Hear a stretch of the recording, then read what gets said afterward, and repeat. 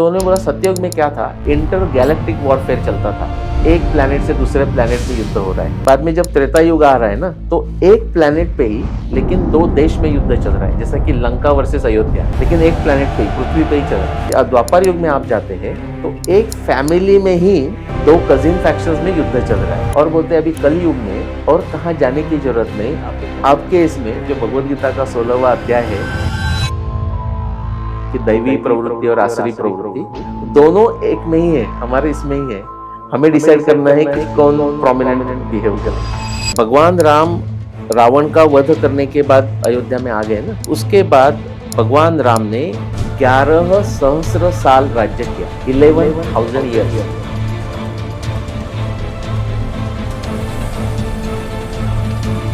रावण भी थे और उनका एज क्या रहेगा युद्ध के समय, उससे पहले भी क्या रहेगा उनका एज? वाल्मीकि रामायण में ऐसे एक रेफरेंस आ जाता है कि अनन्यरण्य कि जो भगवान राम के पहले बहुत सारे जनरेशन पहले, कम से कम 7-8 जनरेशन, ज्यादा भी हो सकते हैं, हमें प्राधान्य से इम्पोर्टेंट लोग पता है, लेकिन कम से कम 8 जनरेशन यानी कि बहुत साल हो गए, उसके साथ रावण का युद्ध हो रहा था और अनन्यरण्य का उन्होंने पराभव किया। तो अनन्यरण्य उनको शाप देते हैं कि ठीक है, आज तूने मेरा पराभव किया, लेकिन मेरे वंश का आदमी ही तेरा पराभव करेगा। महाभारत का युद्ध बहुत ही बड़ा था और बहुत लोग इन्वॉल्व थे महाभारत के युद्ध में। उसमें अगर हम देखा जाए कि जो मेन कैरेक्टर्स उन्हें लेते हैं, जैसे कि कृष्ण हो गए, अर्जुन हो गए, युधिष्ठिर, भीम, कर्ण, दुर्योधन, उनका एज कैसा था? वो क्या सभी एक ही एज ग्रुप के थे? क्योंकि उनके पुत्र और फिर उनके ग्रैंडसन्स वो भी आके युद्ध किया था उन लोगों ने। तो इसका मतलब क्या हो सकता है कि वो 80 इयर्स 100 इयर्स इतने साल तक जीवित थे विदाउट एनी इश्यूज। तो मैंने कहा कि द्रोणाचार्य का जो आयु है युद्ध के समय के, उसका ऐसा एक वर्णन आता है। एक बार ऐसा उन्होंने वर्णन किया है कि वो 400 इयर्स ओल्ड थे। और कभी भी महाभारत में जब वर्णन आता है, जब कभी भी भगवान कृष्ण ये पांडवों को मिलने आते हैं ना, तो टिपिकल सीन ऐसा है कि भगवान कृष्ण जाके युधिष्ठिर और भीम को नमस्कार करते हैं, वंदन करते हैं, क्योंकि वो उनसे बड़े हैं। अर्जुन को आलिंगन देते हैं क्योंकि वो समवयस्क है, और नकुल सहदेव भगवान कृष्ण को नमस्कार करते हैं क्योंकि वो छोटे हैं, उससे छोटे हैं। नमस्ते नीलेश जी, बहुत धन्यवाद हमसे फिर से जुड़ने के लिए। जैसे आप जानते होंगे कि हम संस्कृति स्पेक्ट्रम में भारत का पास्ट, प्रेजेंट और फ्यूचर को एक्सप्लोर करते हैं। भारत के इन्हीं पास्ट के बारे में, ऐसे पास्ट के बारे में हम आज बात करने वाले हैं, जहाँ पे हम 2 एपिक्स के बारे में बात करेंगे। जो 2 एपिक्स हमारे भारत के बहुत ही ज़्यादा पॉपुलर एपिक्स हैं, जिनके बारे में लोग सोते जागते बात करते रहते हैं। उस एपिक्स के कुछ मिस्ट्रीज को हम अनकवर करने के लिए हम आज कोशिश करेंगे। उन 2 एपिक्स का नाम आप भी जानते हो, आपका अध्ययन है, बहुत अच्छा अध्ययन है उनके ऊपर, रामायण और महाभारत। तो रामायण और महाभारत जानने से पहले हम रामायण और महाभारत कैसे पॉपुलर है उसके बारे में थोड़ा सा बात करते हैं। आज का रामायण और महाभारत पॉपुलर टीवी सीरियल्स के माध्यम से है, मूवीज के माध्यम से। पहले रामायण और महाभारत पॉपुलर थे लिटरल काव्य के बारे में, काव्य के रूप में पॉपुलर थे। और आज का जो जनरेशन है वो रामायण और महाभारत को टीवी सीरियल्स के माध्यम से जानता है। तो आज का पहला क्वेश्चन यही रहेगा कि जो आज का रामायण महाभारत टीवी सीरियल्स से और करंट जो सच में रामायण और महाभारत है, कितना ज्यादा डिफरेंट है और आप इसे किस तरह से देखते हो? ठीक है, जैसे कि आपने कहा कि मेरा रामायण महाभारत का बहुत अभ्यास है, लेकिन आपको ये भी पता है कि जैसे न्यूटन को पूछा गया कि न्यूटन आपने तो बहुत बड़ा काम किया, तो न्यूटन बोलते थे मुझे तो इमेजिन करो कि ये सैंड पूरा सी शोर है और उसमें से कोई फ्यू पीसेस ऑफ सैंड, एक कण मुझे पता चले हैं। वैसा ही है कि एक्चुअली आप जितना अधिक अभ्यास करोगे ना, उतना समझ में आता है कि आपको कितना कम पता है, हा? लेकिन तब भी इसका अर्थ ये नहीं कि हम उसकी चर्चा नहीं कर सकते। यही हमारा उद्देश्य है, और हमें जो शरीर मन बुद्धि को जो बैलेंस में लाना है उसके लिए उसका बहुत उपयोग होता है। तो मैंने तो स्टडी बहुत पहले से किया है, लेकिन अभी भी जब मैं कर पाता हूँ उसमें मेरे पत्नी अश्विनी का बहुत बड़ा योगदान है, उसके कारण कर पाता हूँ, क्योंकि वो लो मेंटेनेंस कह सकते हैं, क्योंकि एक बार विवाह एक अलग ये है कि उसमें आपके पास समय नहीं मिला तो आप बिकॉज ये ऐसा नहीं है कि एक बार आपने अभ्यास कर लिया अभी उससे ही चल रहा है, ऐसा नहीं है, कंटिन्यूसली स्टडी करना पड़ता है। जैसा भृगु वारुणी विद्या में कहा है ना कि आपका जो ज्ञान है वो इटरेटिव फैशन में रिफाइन और इम्प्रूव होते जाता है। तो उसके कारण हम बात करते हैं। आपका जो प्रश्न था टीवी सीरियल के कि रामायण बहुत सारे लोगों को जो कुछ पता है वो टीवी सीरियल से पता है। मैं ये कहूँगा कि जैसे रामानंद सागर के जो ग्रुप है, जो शिव सागर उनके जो ग्रैंडसन है, वो मेरे अच्छे मित्र हैं, उन्होंने बहुत अच्छा लाया हमारे सामने, और चोपड़ा फैमिली ने भी वो महाभारत का भी अच्छा लाया। क्योंकि अल्टीमेटली क्या है, पूर्ववृत्तम कथा युक्तम, जब हमें बताना पड़ता है तो कथा के माध्यम से ही बताना पड़ता है। कथा यानी कि थोड़ा रोमांचकारक करके इंटरेस्टिंग एंटरटेनिंग करना पड़ता है, हमें सिखाना पड़ता है ना, स्कूल में कॉलेजेस यूनिवर्सिटी में सिखाना पड़ता है। एक्चुअली इफेक्टिव टीचर्स का भी ये कैरेक्टरिस्टिक है कि ही और she can entertain, because to the extent जिस हद तक आप उनको मनोरंजन करते हो उस हद तक, बिकॉज मन को कंट्रोल करना है ना, कंट्रोल यानी कि इन्फ्लुएंस करना है, उसके यहाँ आप उनको सिखा सकते हैं, सिखा पाते हैं, ज्ञान दे पाते हैं, वो तो है। लेकिन उसका एक नेगेटिविटी भी आ जाता है। नेगेटिविटी जैसा कि ये टीवी सीरियल का ऐसा आता है कि वो ड्रामेटाइज करने में इतना ड्रामेटाइज कर देते हैं कि जो वास्तविकता जो है, महाभारत रामायण की वास्तविकता है, उससे भी वो दूर चले जाते हैं। और कोई बातों में तो ऐसा है कि जो उसकी वास्तविकता है वो इतनी मिस्टीरियस है कि वो ये सीरियल वाले भी उसको रिप्रोड्यूस नहीं कर सकते। तो दोनों चैलेंजेस है। तो ये मुझे उसको नेगेटिविटी नहीं लगती, क्योंकि उसके कारण लोगों को प्रचार प्रसार हो जाता है। लेकिन लोगों को हम ये कहेंगे कि वहाँ ही रुकना मत। जो टीवी सीरियल आप देख रहे हैं वो एकदम अच्छी बात है, लेकिन वहाँ से आपके ज्ञान का, अभ्यास का, स्वाध्याय का प्रारंभ होना चाहिए। इसका ही अर्थ ये है कि आपको ओरिजिनल वाल्मीकि रामायण भाषांतर के साथ, ओरिजिनल महाभारत भाषांतर के साथ उसका आपको अध्ययन करना चाहिए। तो आपके समझ में ये आता है कि अच्छा, सीरियल में ये दिखाया था लेकिन वास्तविकता में क्या है। तो बहुत सारे जो हमारे मन में कंफ्यूजन या एग्जैजरेशन, एम्बेलिशमेंट जो बन चुके रहते हैं ना, वो सब नष्ट नहीं होंगे, क्योंकि ओरिजिनल महाभारत रामायण में तो एम्बेलिशमेंट्स है ही, अलंकार जिसको कहते हैं भाषा में, काव्य का अलंकार, वो हो गई। लेकिन जितना हम सोचते हैं उतने नहीं है। तो मैं ऐसा कहता हूं ना कि बहुत सारी मिस्ट्रीज चीजें आपको लग रही है, उसमें से 70, 80, 90% निकल जाती है, 10% बच जाएगी।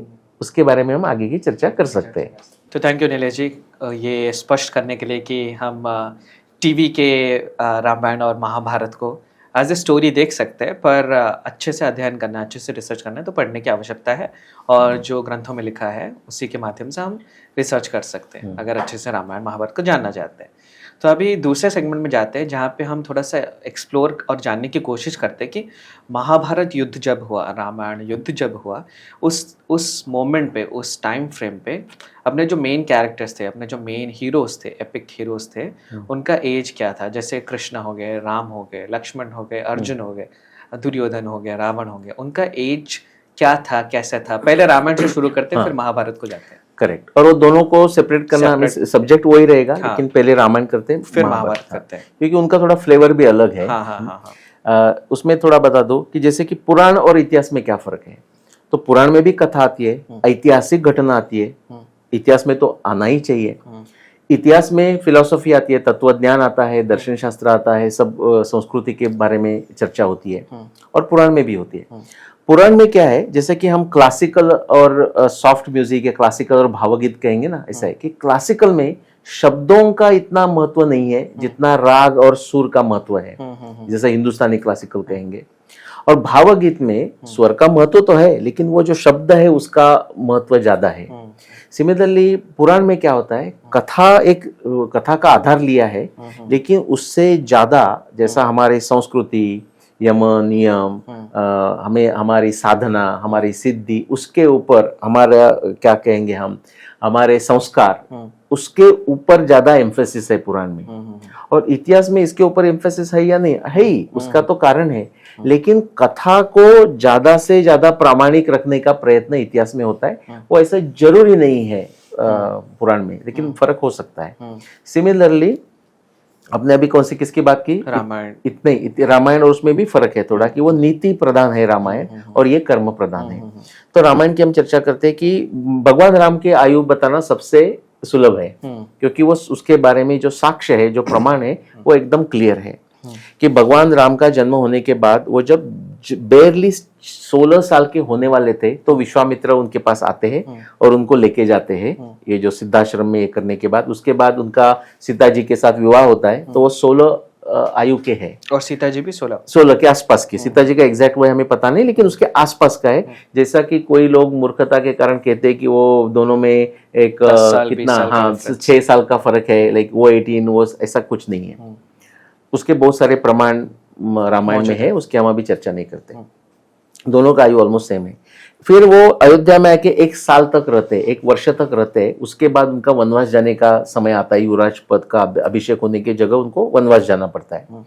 वनवास के 14 साल, तो 16 तो 17 हो गए, 17 18 समझ लो, और प्लस 14 तो 30 31 32 ये उनकी आयु है जब उन्होंने रावण को मारा। युद्ध किया। हाँ, उसके आगे कितना उन्होंने राज्य किया उसकी हम चर्चा बाद में करते हैं, क्योंकि उसे बड़े ऑकवर्ड रेफरेंसेस मिलते हैं। उसका अर्थ हमें विवेक बुद्धि से लगाना पड़ेगा। ये हो गया भगवान राम का। एग्जैक्टली दशरथ महाराज कितने ओल्ड है हमें पता नहीं। 60,000 हाँ, मेंशन आता है। रेफरेंस तो ये आता है 60 तो बहुत ओल्ड है करके हमें पता है, लेकिन इतने ओल्ड है क्या 60 सहस्र वर्षों तक नहीं है। इम्पॉसिबल। हाँ, तो हमें उसका अर्थ विवेक बुद्धि से लगाना पड़ेगा। अभी विवेक बुद्धि से लगाना पड़ेगा यानी कि हमारी इंटरप्रिटेशन है। तो इंटरप्रिटेशन हर एक का अपना अलग हो सकता है। तो क्या होता है, वादे वादे जायते तत्वबोधा। हम ये चर्चा के माध्यम से ही हम सत्य के नजदीक जा सकते हैं। ये वादे वादे जायते तत्वबोध का अर्थ वही है। भृगु वारुणी विद्या का इटरेटिव फैशन में ट्रायल एंड एरर का अर्थ वही है।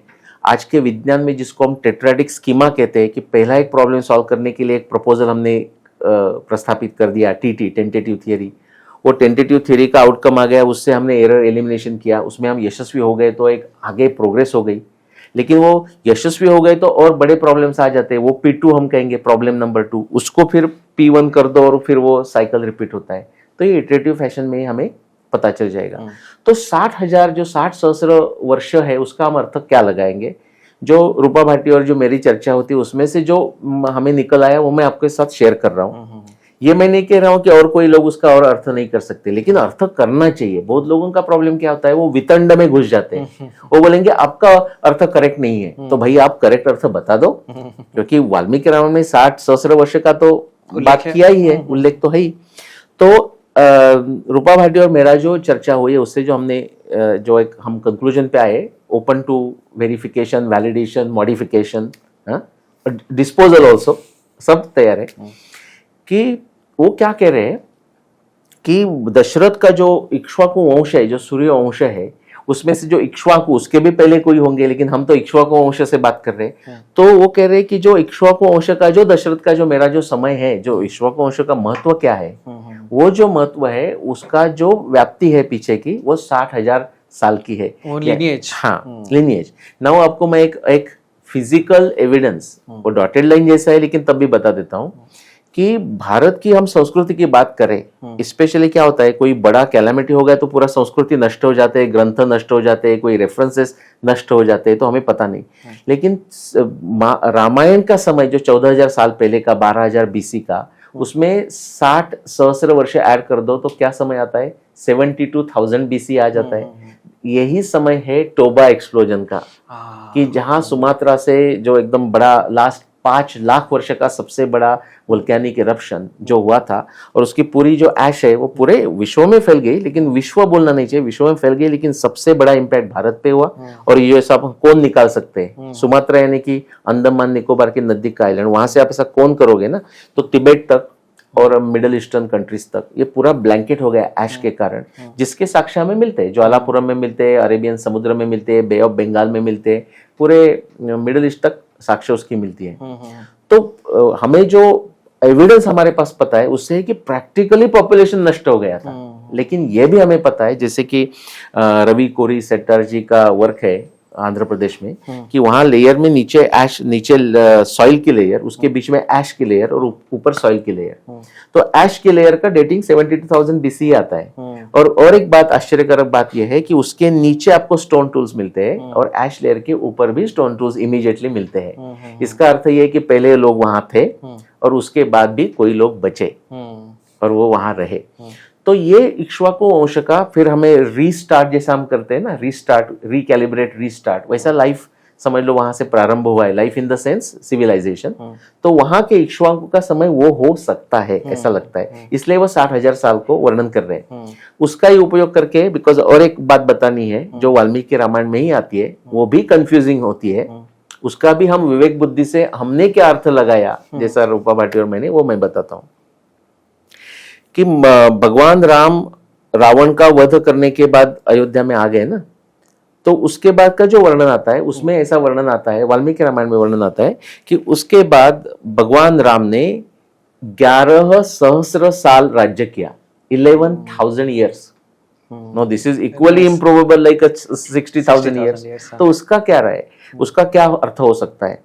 तो उसके दो अर्थ में बताता हूं, ये इंटरप्रिटेशन की बात है। एक ऐसा इंटरप्रिटेशन किया गया है कि कभी कभी आपको विवेक बुद्धि से लेते हुए आपको सब्स्टिट्यूशन का उपयोग करना पड़ता है, कि जैसे कि कोई एक आपद धर्म, आपद समय में, लाइक क्राइसिस में आप थोड़ा कम खा के भी बोलते हैं कि चलो भोजन हो गया। सिमिलरली उधर एक फॉर्मूला है कि अहोरात्र संवत्सरा, कोई स्पेसिफिक सिचुएशन में एक दिन एक वर्ष के समान समझा जा सकता है, एक वर्ष एक दिन के साथ समझा जा सकता है, एक मास एक दिन के साथ समझा जा सकता है, एक दिन एक मास के साथ समझा जा सकता है, एक मास एक वर्ष के साथ समझा जा सकता है। ये मैं कोई मेरे मन की घटित बात नहीं बता रहा हूं, ये वर्णन आपको महाभारत में आते हैं। ओके और हमारे बहुत सारे आचार्य लोगों ने उसके ऊपर टीका टिप्पणी, जो टिप्पणी करते हैं ना, टीका यानी कि कमेंट्री लिखते हैं महाभारत पे, रामायण पे, उसमें ये घटना का उल्लेख किया है, मैं जो आपको बता रहा हूँ। तो समझ लो हम ये फॉर्मूला लेते हैं, अहोरात्र संवत्सर, 1 day is equal to 1 year, तो 11,000 साल को हमने 1 day से कन्वर्ट कर दिया, 11,000 days, उसको आप डिवाइड करो, कन्वर्ट करो, तो उसका समय आता है अप्रोक्सीमेटली 30 साल। तो ये हमने अर्थ लिया, तो ऐसा हम कह सकते हैं कि भगवान राम ने रावण को मारा, वो तो 30-31 ईयर्स के थे 32 तक, उसके बाद एडिशनल 30+ ईयर्स वो उन्होंने राज्य किया, तो एक 62, 63, 64, 65 ईयर तक का उनका ये रहा होगा, ये कर सकते हैं। दूसरा एक अर्थ बताता हूँ, जैसा 60,000 ईयर्स का हमने अर्थ किया ना, जैसे ऐसे होते हैं कि वाल्मीकि रामायण हो या महाभारत हो, उसमें प्राधान्यता से कोई ज्यादा एडिशन नहीं हुई है, लेकिन थोड़ी एडिशन तो होती है, जैसे कि ट्रांसक्रिप्शन, ट्रांसलिटरेशन, ट्रांसपोजिशन के एरर्स निर्माण हो जाते हैं, सोमस्य पुत्र अभिधाय तिर्यक की जगह यमस्य पुत्र अभिधाय तिर्यक हो जाता है। कैसे कोई लोगों को ऐसा होता है कि मैं यहाँ कुछ ऐड कर दूं, जैसे भागवत पुराण में तो स्मृति ग्रंथ करके ऐड होते हैं, ऐसे भी महाभारत रामायण में भी हुए हैं। एग्जाम्पल बताता हूँ, उत्तराखंड में वाल्मीकि रामायण के, जब भगवान राम के माउथ से बोला जाता है उधर नरेशन में कि अभी मैं मेरा ये त्रेता युग में मेरा ये अवतार है, ये हम बोल सकते हैं कि वो एडिशन हुआ है, क्योंकि बाकी में तो बात किया है, अभी वो कोई राम ने कभी रिमेनिंग रामायण में मैं अवतार हूं करके खुद बोला नहीं है, लेकिन अभी वो बोल रहे हैं उत्तराखंड में, वो एडिशन आप समझ सकते हैं। उसमें ये तो नहीं, उसमें ये भी वर्णन है, और द्वापर युग में मैं कृष्ण करके आऊंगा। नाउ देखो, किसी को सिर्फ श्रद्धा यूज करना है, जो श्रद्धा ब्लाइंड रहती है, और कोई तर्क लॉजिक का उपयोग नहीं करना है, वो बोला भाई ऐसा ही लिखा होगा, ठीक है, वो आपके स्वभाव के लिए वो ठीक है, आप मान सकते हैं, मैं ऐसा नहीं मानना चाहता हूं। मैं ये कहता हूं कि बाद में कभी उसमें वो एडिशन हो गई, भगवान कृष्ण के बाद में भी महाभारत में ग्रंथ तो हमारे पास है ना, उसमें किसी को लगा कि अभी भगवान कृष्ण का नाम भी डाला जाए। मेरा कहने का मुद्दा यह है कि ऐसा ही वो जो 11,000 का जो रेफरेंस है, जो युद्ध कांड में आता है, लेकिन वो बाद में भी ऐड हो सकता है। मैं ये नहीं कह रहा हूं कि वो ऐसा ही ऐड हुआ ना, उसका अर्थ हम कैसा लगा सकते हैं मैं बता रहा हूं। अगेन ये रूपा भाटी और मेरा डिस्कशन की बात है कि ये कब हुआ हमें पता नहीं, लेकिन अप्रोक्सीमेटली कुछ हजार साल पहले ऐड हो गया समझ लो। तो महाभारत तो 14,000 साल पहले हो गया। ऐसा इमेजिन कीजिए कि 14,000 माइनस 11,000 यानी कि 3,000 ईयर्स पहले, यानी कि 1000 BC के आसपास कहाँ है, आगे पीछे 1,000 साल भी हो सकते हैं, वो समझ लो रेफरेंस ऐड किया गया कि भगवान राम ने 11,000 ईयर्स राज्य किया। तो उनको कहना है कि देखो अभी जो भगवान राम का जो इन्फ्लुएंस है वो अभी भी चल रहा है, अभी भी उनका राज्य चल रहा है, इक्ष्वाकु डायनेस्टी चल रही है, ऐसा वर्णन हो सकता है। लिटरल वे में ले सकते हैं। Exactly the same way Dasharath Maharaj बोल रहे हैं कि मैं 60,000 सहस्र वर्ष ओल्ड हुआ हूँ, तो भगवान राम का भी चल रहा है। तो इन अ वे द इफ ऐसा हमने लेंगे तो 14,000 को भी मैच होता है, है ना, थोड़ा सा मेटाफोरिकल वे में मेटाफोरिकल में बताया। अब वी कैन टेक इट। अभी हमने रामायण की बात की, थोड़ा महाभारत के बारे में चर्चा करते। तो अभी हमने राम की बात की, दशरथ की बात की, उनके एजेस के बारे में हमें पता चला। उसी वक्त क्योंकि रावण भी थे और उनका एज क्या रहेगा युद्ध के समय, उससे पहले भी क्या रहेगा उनका एज? हम गेस कर सकते हैं, लेकिन वाल्मीकि रामायण में ऐसी कोई क्लियर साक्ष्य प्रमाण नहीं है कि जिसके कारण हमें एग्जैक्टली उनका आयु क्या था वो पता चले। लेकिन ये बताना जरूरी है कि जैसे दशरथ, अभी दशरथ उनका नाम भी ना, दशरथ ये भी टाइटल जैसा आप कह सकते हैं, जैसे हम प्रधानमंत्री कहते हैं, क्योंकि उनका नाम भी नेमी था ऐसा करके। भगवान राम को भी हम राघव भी कहते हैं, बहुत सारे नाम से बोलते हैं ना। दुर्योधन का नाम सुयोधन था, दुर्योधन था। भीष्म जिसको हम कह रहे हैं उनका नाम देवव्रत था। ऐसे बहुत सारे नाम थे। तो रावण का एग्जैक्टली आयु पता नहीं, और रावण शायद वो भी एक पोजीशन हो सकती है। और उसमें इसलिए मैं कह रहा हूँ क्योंकि वाल्मीकि रामायण में ऐसे एक रेफरेंस आ जाता है कि एक लाइन में आता है, एक श्लोक में आता है कि अनन्यरण्य कि जो भगवान राम के पहले बहुत सारे जनरेशन पहले, कम से कम 7-8 जनरेशन, ज्यादा भी हो सकते हैं, हमें प्राधान्य से इंपॉर्टेंट लोग पता है, लेकिन कम से कम 8 जनरेशन यानी कि बहुत साल हो गए, उसके साथ रावण का युद्ध हो रहा था और अनन्यरण्य का उन्होंने पराभव किया। तो अनन्यरण्य उनको शाप देते हैं कि ठीक है, आज तूने मेरा पराभव किया, लेकिन मेरे वंश का आदमी ही तेरा पराभव करेगा। ना ये क्या है कि वो एग्जैक्टली वही रावण नहीं हो सकता। हम अब आज का इवोल्यूशन का जो साइंस हमें जो पता है वो मान्य करे तो उसको एक्सेप्शन क्या हो सकता है कि जैसे योग सिद्धि, क्रिया योग, ऐसे लोग कहते हैं, वो मेरा अनुभव नहीं है, मैंने जो सुना है वो मैं बता रहा हूँ, उसके कारण आप आपका आयुष्य बढ़ा सकते हो, ऐसा कुछ हो सकता है तो हो सकता है। जैसे वशिष्ठ पहले भी एग्जिस्ट करते थे, फिर भी एग्जिस्ट कर रहे हैं, उनके वंशज को वशिष्ठ बोला जाता है, वैसे आपको उसका हाँ ऐसा ही मैं कह रहा हूँ। नहीं अभी ऐसा है ना कि कोई महाराष्ट्र में एक चांगदेव करके थे 8 सेंचुरी पहले, उनका ऐसा वर्णन किया जाता है, हमारे पास तो प्रत्यक्ष साक्ष्य नहीं है, कि उन्होंने अपने योग क्रिया से जो कुछ था, उन्होंने अपना जो आयु था वो 1400 ईयर्स तक लंबा किया था। अभी ये हमें शब्द प्रमाण है, प्रत्यक्ष प्रमाण हमारे पास है नहीं। ऐसा कुछ कर सकते तो बात अलग है, नहीं तो जो आप कह रहे हैं वैसा ही कि वशिष्ठ का पुत्र Vashishtha, disciplic succession, genetic succession, पुत्र भी और शिष्य भी वशिष्ठ हो सकता है करके, हमारे गोत्र वशिष्ठ है तो आज का वशिष्ठ मुझे भी कहा जा सकता है, you know something like this, वैसा हो सकता है। तो वही रावण ये भी एक पोजीशन है, और उसको ऐसा कहा जैसा कि देख आपके वंश का नाश मेरे वंश का आदमी करेगा। सो ना वो नीचे नीचे आ रहे, और जनरली राजा का पुत्र एक डिसेंड हुआ रहा तो वो पराक्रमी रहता है, बेसिकली वो पावरफुल रहते हैं। नेम्स भी रिपीट होते हैं, जैसे हम अभी अश्विनी और मैं इंदौर में थे, तो जो मल्हार राव होलकर की जिनके यहाँ वो अहिल्याबाई होलकर उनकी डॉटर इन लॉ थी ना, तो उसके जो पूरे बहुत सारे जनरेशन है, 10-12 जनरेशन है, और बहुत सारे वाइड ऐसा वैरायटी ऑफ जनरेशन वो कजिन ब्रदर्स होते हैं ना। लेकिन आप देखोगे मल्हार राव, शिवाजी राव, यशवंत राव, खंडोजी राव, और कोई एक नाम होगा, ये नाम इतने बार रिपीट होते हैं कि पूछो मत। और Tukoji Rao, those names are getting repeated. तो होता क्या है, जब हम नैरेशन बता रहे हैं ना, तो मेनी टाइम दोज बीच में के नेम्स विल बी रिमूव्ड, कि कितना बार बताएंगे कि वही भाई ये खंडोजी राव नहीं, वो 1 2 3 4। रामायण में भी ऐसे दिलीप 1, दिलीप 2, दिलीप 3 ऐसे हुए। महाभारत में भी जैसा भीमसेन वगैरह जो नाम है ना, परीक्षित, ये नाम रिपीट हुए। महाभारत के समय के भीमसेन, परीक्षित जैसे पहले भी जन्मेजय ऐसे पहले होके गए हैं, तो वो रिपीट होता है। मुझे ऐसा लगता है कि वो एक रावण भी जैसी पोस्ट जैसी थी, और उसके ऊपर नए नए लोग आ रहे थे। तो राम के समय का रावण अलग है देन जिसने अनन्यरण्य के साथ युद्ध किया, अनलेस वो कुछ योग क्रिया योग से उन्होंने अपना आयुष्य बढ़ाया हो। अभी हमने रामायण के कैरेक्टर्स को एक्सप्लोर किया, थोड़ा महाभारत की तरफ चलते हैं। महाभारत का युद्ध बहुत ही बड़ा था और बहुत लोग इन्वॉल्व थे महाभारत के युद्ध में। उसमें अगर हम देखा जाए कि जो मेन कैरेक्टर्स उन्हें लेते हैं, जैसे कि कृष्ण हो गए, अर्जुन हो गए, युधिष्ठिर, भीम, कर्ण, दुर्योधन, उनका एज कैसा था? वो क्या सभी एक ही एज ग्रुप के थे? क्योंकि उनके पुत्र और फिर उनके ग्रैंडसन्स वो भी आके युद्ध किया था उन लोगों ने। तो इसका मतलब क्या हो सकता है कि वो 80 ईयर्स 100 ईयर्स तक इतने साल तक जीवित थे विदाउट एनी इश्यूज? हमें नहीं, अच्छा प्रश्न। हमें एक्सट्रीम्स लेना है ना, तो हम भीष्माचार्य लेते हैं, क्योंकि वो शंतनु के पुत्र से लेके उन्होंने तो जनरेशन ही जनरेशन देखी है। तो कम से कम, और ये लोअर लिमिट है, ये नहीं मैं बोल रहा हूँ कि उनका आयु उतना था या उतना ही था, लेकिन कम से कम 140 साल की आयु भीष्माचार्य की होनी ही चाहिए, उससे नीचे हम ला ही नहीं सकते। तो बहुत सारे लोगों ने ऐसे तर्क किए हैं कि वो शायद 180, 200, 106, 60 कुछ नंबर हो सकते हैं, लेकिन 140 के ऊपर ही थे।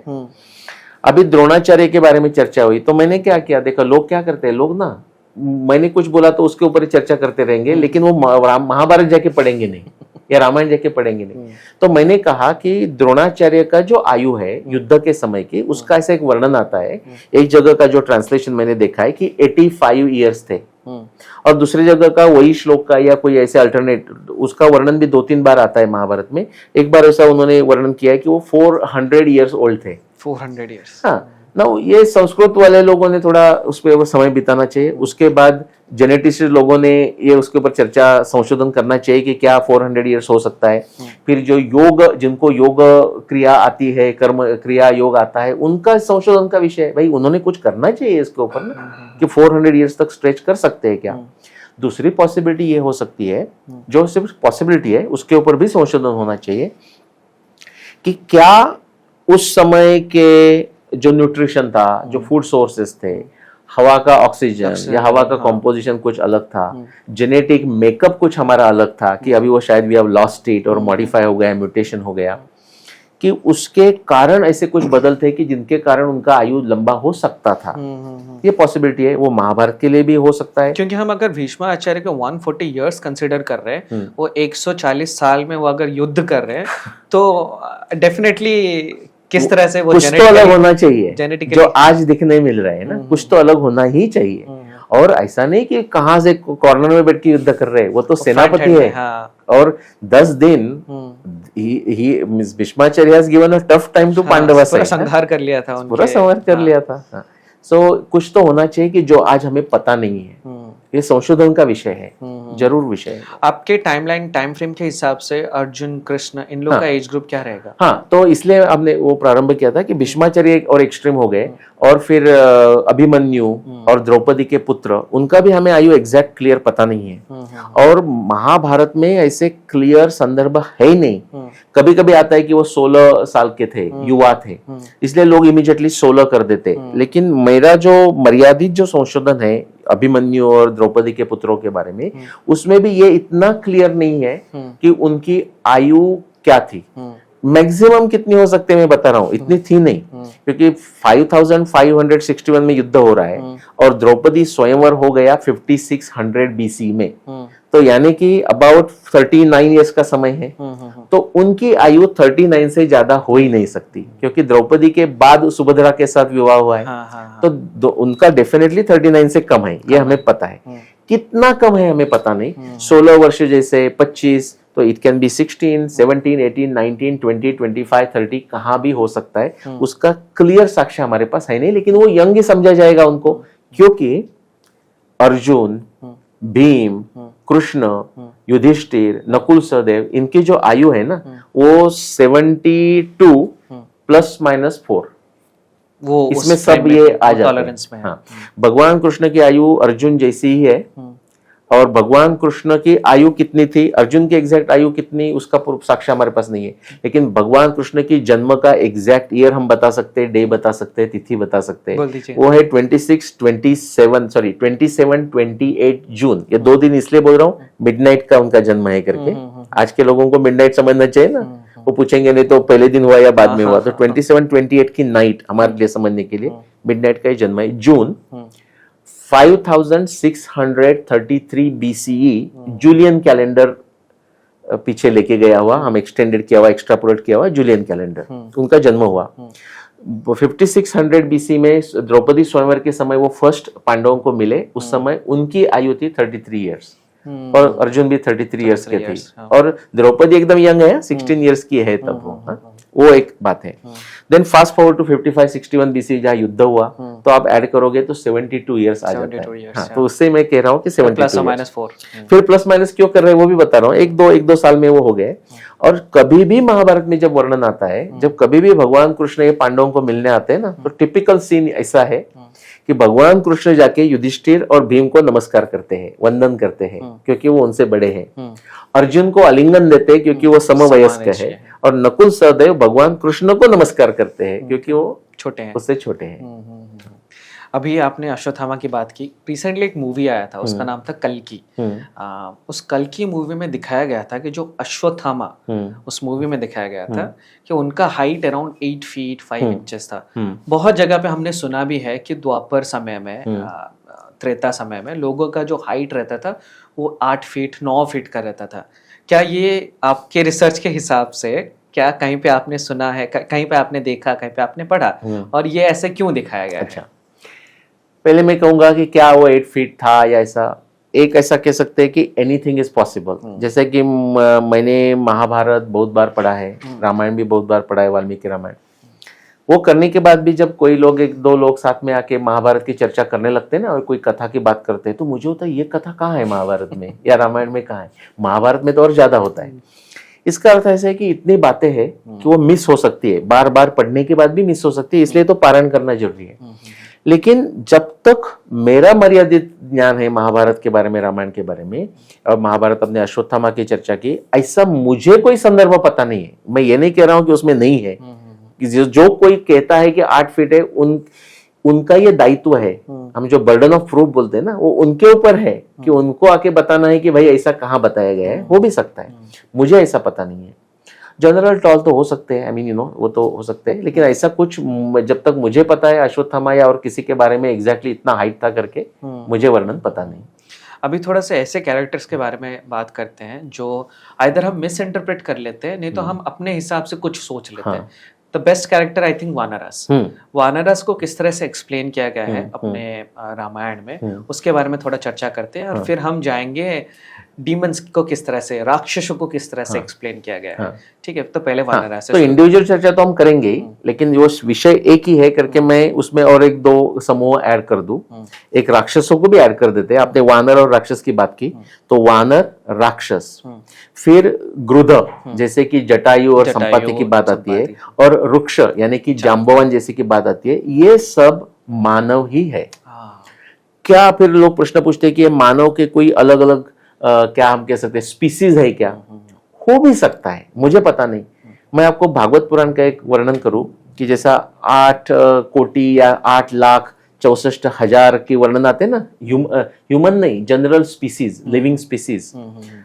हमारा जो भागवत पुराण में भी ओरिजिनल नहीं है, और कहाँ पुराण से लिया हुआ वो रेफरेंस है, लेकिन वो जो स्पीसीज का भी वर्णन है ना, वो कैसा भी हो, मेटाफोरिकल हो या फैक्चुअल हो, ये हमें जानना जरूरी है कि उसमें भी डिटेल जाने की जरूरत है। जैसे आज के भी जो स्पीसीज मॉडर्न बायोलॉजी, जोलॉजी में जो स्पेसिफिकेशन किया है ना, उसमें वो भागवत पुराण या जहां वर्णन आता है पुराण में, उसमें कहा है कि ह्यूमन बींग्स के 4000 स्पीसीज है। तो अभी उन्होंने कैसा स्पीसीज डिफाइन किया, व्याख्या क्या की, मुझे पता नहीं। तो ये उसमें फर्क हो भी सकता है, लेकिन ये सब ह्यूमन, मानव ही है। इसके वर्णन के आपको साक्ष्य महाभारत में मिलेंगे, रामायण में मिलेंगे। राक्षस ये कोई और स्पीसीज नहीं है, वो स्पीसीज हो भी सकती है। Species only in this sense कि आप उड़ीसा के हैं, मैं महाराष्ट्र का हूं, उसमें फर्क करना है वो कर सकते हैं। या हम लोग हमारे यहाँ के और फिर चाइना के लोग या दक्षिण अमेरिका के लोग, या ऐसा हम फर्क कर सकते हैं, लेकिन अदरवाइज वो ह्यूमन बींग्स ही है। फिर ऐसा लोग पूछते हैं कि भाई वानरों को जो टेल थी, उनका मास्क वर्णन, वो एग्जैजरेशन है क्या? नहीं, वो मुझे एग्जैजरेशन नहीं लगता। जैसा हम सिंपल लोगों को समझने के लिए उपमान से कहे कि आज एयरफोर्स का अपना एक यूनिफॉर्म रहता है, हाँ, एक नेवी का यूनिफॉर्म रहता है, या आप अमेरिका में जो ये रहते हैं ना, तो इसलिए मैं डेलिबरेट अमेरिका का ये ले रहा हूँ कि उसको ये ऐसा कहते हैं कि सियाटल इंडियंस, ऐसा करके नाम रहते हैं, या सिंसिनाटी टाइगर्स, बंगाल टाइगर्स। तो उनको नाम बंगाल टाइगर्स, तो लिटरली आप देखोगे ना गेम में जाके, तो वो टाइगर का मास्क प्लेयर्स ने भी थोड़ा कलर किया रहता है, और जो देखने वाले प्रेक्षक है वो मास्क पहनते हैं। तो वो आइडेंटिटी है, वो आपका इंसिग्निया है, वो आपका सिंबल है। तो उनका जो वानरों का गियर होता होगा, उसमें टेल भी लगाते होंगे, क्योंकि खुद को वानर कह रहे हैं। और उसका रामायण में वर्णन तो आता है कि उसका वानर जैसा हरी मुख मंकी के साथ भी कंपेयर किया है, लेकिन वो उनका इंसिग्निया मास्क है। जैसा रुक्ष का बेर है, और गृध का जो आप वल्चर कहते हैं, वो उनका मास्क है, उनका वो ये है, लेकिन वो ह्यूमन बीइंग है। जैसे कि जटायु कहते हैं कि मैं दशरथ का अच्छा मित्र हूँ। ऐसा मुझे लगता है। और राक्षसों की बात, जटायु और जामवन तो हम ऐसे कंसिडर कर सकते कि वो मास्क लगा के घूमते थे, पर ऐसा क्यों? क्योंकि अगर हम देखें तो साइबेरिया इन जगहों में फॉरेस्ट ड्वेलर्स रहते हैं। हाँ तो फॉरेस्ट ड्वेलर्स जो रहते हैं वो भी एनिमल के वेशभूषा में रहते हैं, जैसे कि बेयर का वो स्किन पहनते हैं, नहीं तो वुल्फ का स्किन पहनते हैं। Correct. Is there specific reason to do, मतलब ऐसा क्यों होता था? हाँ, क्या रिप्रेजेंट किया जाता था? हाँ ऐसा बहुत करने से? अच्छा, उसका आज भी हमें उत्तर मिलता है। आपको पापा न्यू गिनी आप चले जाएंगे ना, तो पापा न्यू गिनी में ऐसा है कि समझ लो यहाँ एक ट्राइब ही हम यूज करेंगे क्योंकि लोगों को समझ में आएगा। एक ट्राइब है, तो वो जो एक पर्टिकुलर ट्राइब है ना, उससे दूसरी ट्राइब ज्यादा दूर नहीं 10 किलोमीटर पे रहती है। बीच में एक बड़ा माउंटेन हिल रहेगा, वेरी डेंस फॉरेस्ट करके, वो कभी उन्होंने कांटेक्ट भी नहीं किया, उनकी भाषा भी अलग अलग है, लेकिन एक ट्राइब का एक वेश रहता है यूनिफॉर्म जैसा। एक होगा कि सपोज वो कहाँ गए चलते चलते और लॉस्ट हो गए तो ढूंढने में फायदा होगा, देख के दूर से समझेगा ये अपना आदमी है और कोई का आदमी है, तो उसके साथ व्यवहार कैसा करना चाहिए वो समझ में आएगा और मदद हो सकती है। इनफैक्ट वो अभी जब युद्ध करते हैं ना, छोटा मोटा युद्ध अभी भी करते हैं, बहुत सारा जो काम है वो स्त्रियां ही करती है, भारत जैसा ही है और पुरुष के पास कुछ काम धंधा नहीं है, युद्ध करते हैं। हाँ, तो बोलते क्या करे, तो वो पूरा ड्रेसअप करते हैं, अपना जो ट्राइब का जो ड्रेस है वो करते हैं, और युद्ध इतना सीरियस होता है कि जब तक कोई दोनों में से एक पार्टी का आदमी मर न जाए या सीरियसली इंजर्ड न हो जाए तब तक युद्ध चलता है। उसके बाद उसको ट्रीटमेंट करते हैं या उसका जो फाइनल सेरेमनी करते हैं, जो अल्टीमेट राइट्स करते हैं, और बाद में लंच करते हैं तो ये अभी भी चल रहा है, तो कोई आश्चर्य की बात नहीं। इसे थोड़ा सा एक और फेस को लेते हैं, क्योंकि ये अभी क्या हो रहा है ना, बहुत ज़्यादा स्पिरिचुअल नहीं तो बहुत ज़्यादा आध्यात्मक या ब्लाइंड बिलीफ हो जा रहा है। अब ब्लाइंड बिलीफ को कंसिडर करते हैं। हनुमान जी को हम इस रूप में हमने हमेशा देखा है कि वो बंदर है, तो उसे कैसे कंसिडर, वो दिमाग से कैसे हटाए, वो थोड़ा सा उसे समझने की कोशिश करते हैं कि रिप्रेजेंटेशन को as a representation, as a metaphor हम क्यों ना ले, उसे लिटरली क्यों ले रहे हैं, तो वो थोड़ा समझने की कोशिश करते हैं। जैसे कि ड्रामा में या हमारा मूवीज में, एक मूवीज में ऐसा होता है ना कि हमारे पुराने जमाने के आप देखोगे तो विलन में प्राण, जीवन वैसे विलन थे, आज के जो कुछ होंगे तो उधर विलन का काम करते हैं, लेकिन वो ऐसा बराबर होता है ना, आपका वो ब्रांड बन जाता है। आप एक बार विलन का काम किया तो विलन का काम ही करते रहते हैं, हीरो का काम किया तो आप हीरो जैसे नहीं है तो भी हीरो का काम होता है, लेकिन एक बार आपका ब्रांड बन गया तो वो चलते रहता है। लेकिन उससे कभी कभी हमें लगता है, ऐसा स्टोरी भी है, आपने प्राण नाम सुना है, पुराना विलन, तो एक स्टोरी है, सच में हुई मुझे पता नहीं, बट एक बार वो प्राण कहाँ किसी के घर जाते हैं, तो जो घर की लेडी है उसको पता नहीं कि वो आ रहे करके, कोई गेस्ट आ रहे करके, वो डोर ओपन करती है तो प्राण उधर दिखते हैं, तो उसके मन में इतनी छवि होके बैठी है कि ये मीन्स डेंजरस आदमी, पूरा है करके, तो बेशुद्ध पड़ जाती है। ऐसा मैंने कथा सुनी है, वो सच में ट्रू या जरूरी नहीं, लेकिन इंपॉर्टेंट पॉइंट ये है कि हमारी एक ब्रांडिंग जैसी बन जाती है, तो उसके कारण उसको निकालना है तो वाल्मीकि रामायण का स्टडी करना पड़ेगा।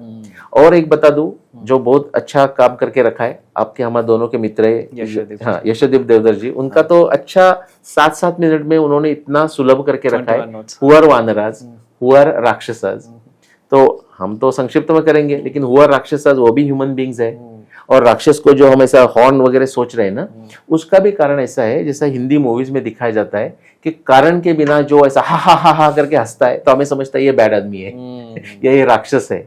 सिमिलरली हमें लोगों को मूवी में, ड्रामा में क्विकली समझने के लिए, और शायद कथानक में समझने के लिए भी उसका वर्णन पुराण में जैसा वो उसको सिंग थे, हॉर्न्स थे, ऐसा किया जाता है। प्रत्यक्ष में ऐसा होना जरूरी नहीं, और वो एक्सटर्नल अपेंडेजेस जैसा, मास्क जैसा ही वो हो सकते हैं, वो आज भी आपको मिलते हैं। थॉट प्रोसेस से कंसिडर कर सकते हैं, राक्षस वो रहते हैं जिनका थॉट प्रोसेस नेगेटिव हो, और जो अच्छे लोग रहते हैं उनका थॉट प्रोसेस पॉजिटिव, क्या उस तरह से देख सकते हैं? प्राधान्य एज अ सिंप्लीफिकेशन कर सकते हैं आप, लेकिन ये भी ध्यान रखिए कि जब वो हनुमान जी लंका में जाते हैं तो उधर उनको नाइट में जब जाते हैं ना, तो सुबह जब होता है तो उनको ब्रह्म राक्षस, यानी कि राक्षसों में के ब्राह्मण लोग वेद पठन कर रहे हैं, तो अभी वो ब्रह्म राक्षस में उनको भी हॉर्न्स होंगे क्या? नहीं, विभीषण लंका के ब्राह्मण से वो वेद पठन कर रहे हैं। हाँ, विभीषण ऐसा है।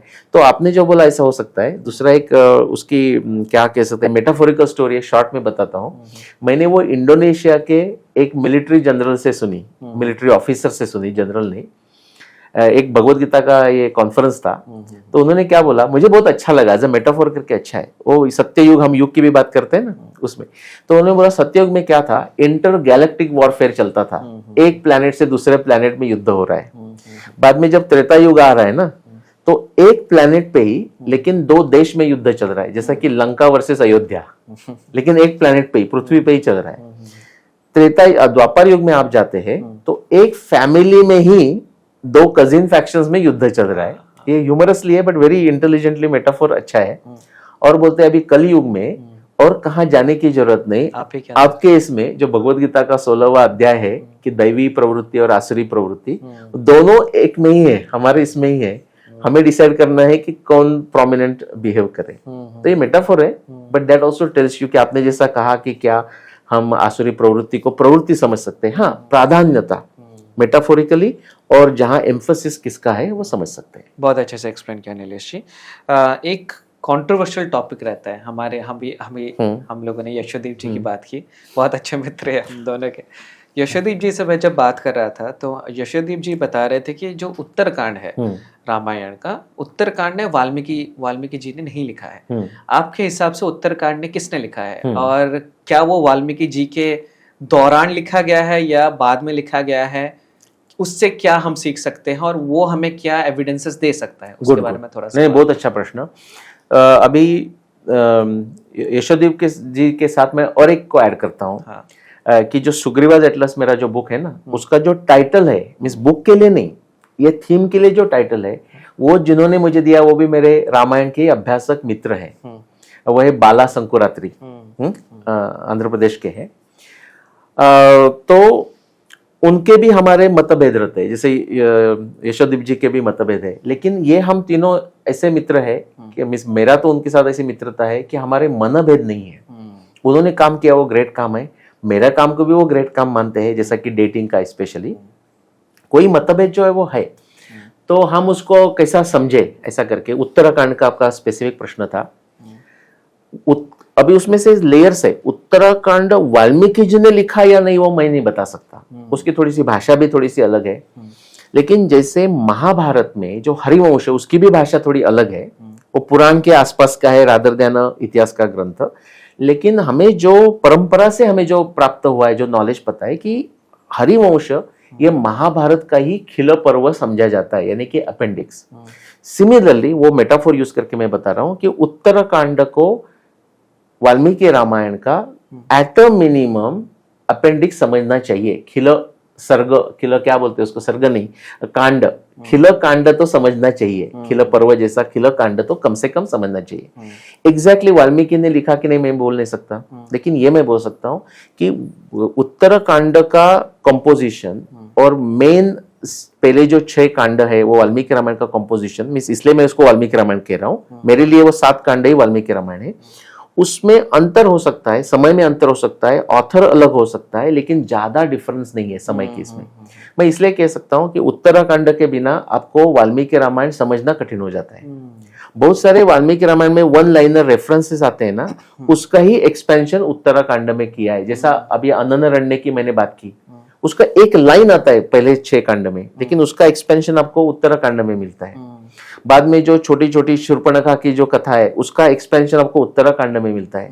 लेकिन जो मेरा संशोधन है उसके बारे में मैं बता दूं, because this is very decisive for me and I can debate with anyone any day, कि जो 600 के आसपास के खगोल शास्त्र के रेफरेंसेस की मैं बात करता हूं, कि जिसके कारण jigsaw puzzle, crossword puzzle solve करके 14,000 इयर्स का समय आता है, 12,209 BCE, राम रावण युद्ध का वर्ष।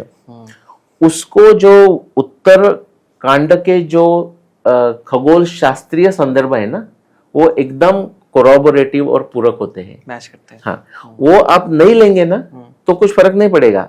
लेकिन आप उसका उत्तराखंड का 12,000 BC का समय नहीं मानोगे, कोई नहीं मानेगा कि महाभारत रामायण का यही समय है, तो उत्तराखंड के जो रेफरेंसेस है उसका कोई लॉजिकली तर्क दृष्टि से या विवेक बुद्धि से अर्थ लगा ही नहीं सकता।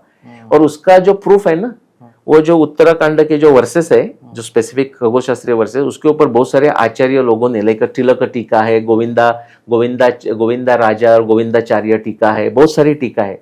उनका इतना कंफ्यूजन हुआ है उनको, क्योंकि वो अभी का समय समझ रहे हैं, लेकिन रामायण का समय तो 14,000 साल पहले का है। आपको 1 मिनट में समझ में आ गया है कि वो 12,000 BC का समय है। तो पूरे उत्तराखंड के खगोल शास्त्रीय संदर्भों एकदम परफेक्ट जिक्सॉ पजल सॉल्व करने जैसे फिट होते हैं। उससे भी मैं कह सकता हूँ कि वो उत्तराखंड का जो निर्माण है, एक तो वो उस समय में ही हुआ है, 100 ईयर्स में हुआ होगा, 200 ईयर्स में हुआ होगा, लेकिन उसको जो खगोल शास्त्रीय जो वर्णन है वो उसके साथ इसलिए ही मैच होते हैं, अदरवाइज वो मैच होंगे ही नहीं।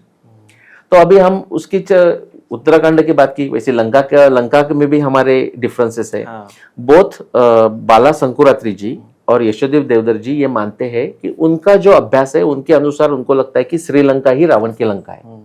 मेरा जो मर्यादित अभ्यास है उससे मुझे लगता है कि श्रीलंका रावण की लंका नहीं है। तो मैं आपको रिक्वेस्ट करूंगा, और हम तीनों भी अच्छे मित्र हैं, तो कभी ऐसा किया जा सकता है। यशोदेव जी भी अग्री करेंगे, और बाला शंकुरात्री जी का अभी एक यूट्यूब में नहीं, कोई टीवी चैनल पे वीडियो आया, मुझे वो अभी तक सुनना है। तो ऐसा भी इधर बाला शंकुरात्री और मैं, या यशोदेव जी और मैं, और हम तीनों ऐसे हम चर्चा कर सकते हैं। डेफिनेटली वादे जाए थे तत्वबोधो, ऐसा कुछ मेरा ये नहीं है कि मेरा एजेंडा नहीं है कि श्रीलंका लंका होनी नहीं चाहिए, संवाद। और मैं ये बताता हूँ उनका भी ऐसा एजेंडा नहीं है। हम सब सत्य क्या है उसके नजदीक जाने का प्रयत्न कर रहे हैं। बहुत अच्छे से एक्सप्लेन किया आपने। डेफिनेटली मैं यशोदीप जी को अप्रोच करूंगा, हो सके तो डिबेट करने की। और बाला शंकुरात्री जी को भी कीजिए, अप्रोच करूंगा। हम अपने फाइनल सेगमेंट पे आ गए हैं। फाइनल सेगमेंट से जाने से पहले एक और मिस्टेरिकल इंसिडेंट है जो हम महाभारत में रामायण दोनों में देखते हैं, वो है वेपन्स और उनकी पावर्स। जिस तरह से डिफाइन किया गया है वो थोड़ा सा समझने में हम कभी कभार सोच लेते हैं कि ये क्या न्यूक्लियर अटैक हो रहा है, एटॉमिक अटैक हो रहा है, क्योंकि जिस तरह से उस विस्फोटक वे में बताया गया है। आप कैसे देखते हो उसे? दोनों में, रामायण महाभारत में शस्त्र और अस्त्रों का वर्णन आता है, तो हम अभी अस्त्रों का ही बात करते हैं। रामायण के वर्णन भी ऐसे ही है कि अमेजिंग, आज के मिसाइल्स या मिसाइल से भी ज्यादा अमेजिंग ऐसे दिखते हैं। महाभारत की स्थिति भी वैसी है।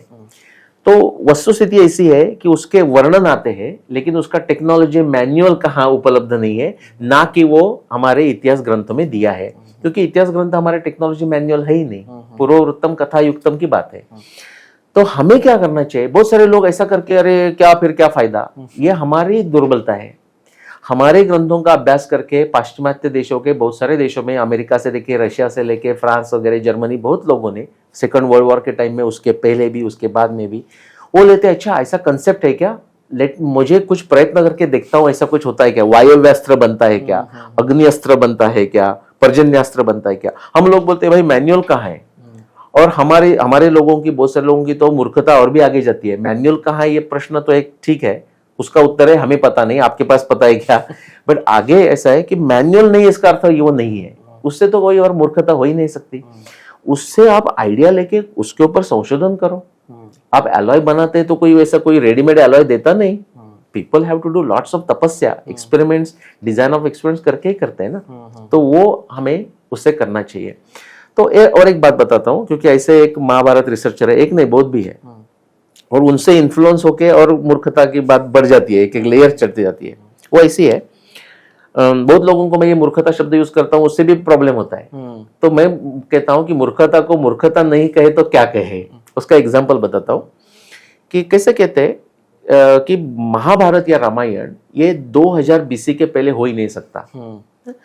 तो उनका अच्छा पॉइंट है, बिकॉज वादे जाए थे तत्वबोधो। क्यों भाई, आपको क्यों लगता है? तो बोलते हैं कि उसमें जो वर्णित जो टेक्नोलॉजी है, जैसे कि चैरियट्स, हॉर्सेस, और चैरियट्स पे युद्ध करना, और चैरियट के जो डर्ट आर्कियोलॉजी के जो साक्ष्य है, एकदम जो मर्यादित आर्कियोलॉजी से समझा जाता है कि डिग करो और कुछ तो ढूंढो, उससे रथ जो है वो 2000 BC के पहले भारत में मिले नहीं है।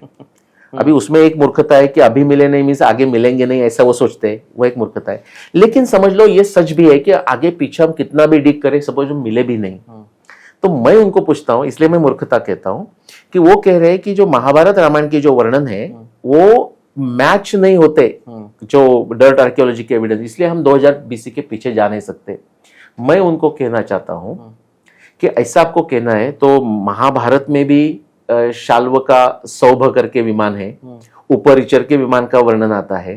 रामायण में पुष्पक विमान तो है ही, ग्रेविटी सूट्स तो है ही, और फिर जो इंद्रजीत जो युद्ध कर रहा है वो तो फाइटर जेट जैसे वर्णन आते हैं। तो इसको हमें एविडेंस के साथ, फिजिकल एविडेंस के साथ मैच करना है तो लास्ट 100 इयर्स के पीछे हम नहीं जा सकते। Exactly, हाँ, तो रामायण रामायण और महाभारत 20th सेंचुरी में ही मान्य करना पड़ेगा उनको, वहां उनकी अकल कहाँ जाती है? हाँ, correct. ये उसका प्रॉब्लम ये है कि उसका तर्क शास्त्र के साथ प्रॉब्लम है कि absence of evidence is not evidence of absence, और आज उसकी साक्ष्य मिली नहीं इसका अर्थ ये नहीं कि ये हुआ पहले नहीं कभी था। मिलेगी नहीं। और एक आगे स्टेप में जाता हूं कि पहले कभी मिली नहीं उसका अर्थ वो कभी नहीं था, ऐसा भी आप नहीं कह सकते। शायद कभी मिलेगी भी नहीं, तो हमें और जो हमारे पास जो शास्त्र है उसका आधार लेना पड़ेगा। उसमें एस्ट्रोनॉमी है, जैसा जेनेटिक्स है, फिजिकल एंथ्रोपोलॉजी है, ओशनोग्राफी है, क्लाइमेटोलॉजी है, भाई ये शास्त्र ही है। उसके कंपैरिजन में तो डर्ट आर्कियोलॉजी तो actually kids on the block है, वेरी चाइल्डिश लेवल ऑफ शास्त्र है वो। लास्ट क्वेश्चन पे आ जाते हैं नीलेश जी। अभी महाभारत रामायण हमने बात की, उसके मिस्ट्रीज के बारे में बात की। आपको क्या लगता है कौन सा बेस्ट सोर्स रहेगा इन काव्यों को, इन इतिहास को पढ़ने के लिए? मेरे हिसाब से यशोदीप जी का 21 notes is best for Valmiki Ramayana if you want to read. तो आपके हिसाब से क्या रहेगा प्लीज? हाँ, नहीं, आपने जो कहा वही सही है, यशोदीप जी का एक बेस्ट है। और यशोदीप जी की भी इच्छा ये है, ये नहीं उनकी इच्छा कि सिर्फ लोग 21 नोट्स सुने, पढ़े और देखें। उनका उद्देश्य यही है कि वो 21 नोट्स देखने के कारण उनको आर्ष काव्य जैसा वो बन जाए, कि जिसके कारण लोगों को ये इच्छा हो कि जाके मैं ओरिजिनल वाल्मीकि रामायण भाषांतर के साथ पढूं, ओरिजिनल महाभारत पढूं। संस्कृत सीखना है वो भी सीख सकते हैं, लेकिन वो भी एक लोग क्या करते हैं, हाँ मुझे अभी ना संस्कृत पढ़ना शुरू करना है। ये मीन्स लाइक वो ये तामसिक वृत्ति है कि संस्कृत नहीं करके वो महाभारत नहीं पढ़ रहा है, संस्कृत नहीं आती करके रामायण नहीं पढ़ रहा है। भाई ये क्या, कौन सा नॉनसेंस है? ट्रांसलेशन के साथ आप प्रारंभ कीजिए। आपको संस्कृत आता है तो भी, मुझे इतने बहुत लोग संस्कृत विद्वान पता है, वो भी कंफ्यूज रहता है महाभारत रामायण के बारे में। तो संस्कृत आया करके क्वालिफिकेशन है ही नहीं। संस्कृत पढ़ना अच्छी बात है, लेकिन उस लिमिट नहीं है, तो वो पढ़ सकते हैं। फिर एक प्रश्न पूछते हैं कि अच्छा कौन सा वाल्मीकि रामायण? ऐसा बहुत बार पूछते हैं। मैं पूछता हूँ आपके पास कौन सा है? नहीं मुझे पता नहीं इसलिए तो पूछ रहा हूँ। भाई तू कुछ पढ़ने वाला नहीं है, कौन सा महाभारत पढ़ो? कौन सा भी पढ़ो, नहीं लेकिन ट्रांसलेशन कौन सा, ऑथेंटिक ट्रांसलेशन कौन सा है? जो ऐसा प्रश्न पूछता है ना, उसको ना वो ऑथेंटिक शब्द का अर्थ पता है, ना उसको ट्रांसलेशन का अर्थ पता है, ना उसको कोई पढ़ने की इच्छा है। अभी कोई लोग बोलेगा नहीं नहीं मुझे जरूर सच में इच्छा है, आप बोल रहे आप कुछ कर नहीं रहे। बिकॉज आपको पढ़ना होता तो मुझे प्रश्न नहीं पूछते, वो तो पहले जाके ढूंढेगा ना। छोटे बच्चों को आप गोल्फ की स्टिक दे दो या क्रिकेट की बैट दे दो, वो बड़ा आदमी को रूल्स बताने के लिए वेट नहीं करता, वो खेलने लगता है। हाँ। तो ये जो बच्चे जैसे एटीट्यूड हमें जरूरी है, इसलिए वो उपनिषद में बोला है ना, तस्मात् ब्राह्मण पांडित्यम निर्विद्य। आपको पांडित्य को अपांडित्य कर देना है, वो चिप ऑन द शोल्डर्स नहीं होनी चाहिए। हमारे जो संशोधक है उसमें चिप ऑन द शोल्डर्स नहीं होनी चाहिए। पांडित्यम निर्विद्य, उसको पूरा एसिमुलेट कर दो, यू नो, बाल्येन तिष्ठा से, बच्चे की जैसी वृत्ति रहती है, ऐसा आप उसको एस्टेब्लिश करो तो आपको ये ज्ञान मिल जाएगा। वेरी वेल सेड नीलेश जी, बहुत बहुत धन्यवाद हमसे जुड़ने के लिए और अच्छे से एक्सप्लेन करने के लिए। It was a very good experience. धन्यवाद। नमस्कार।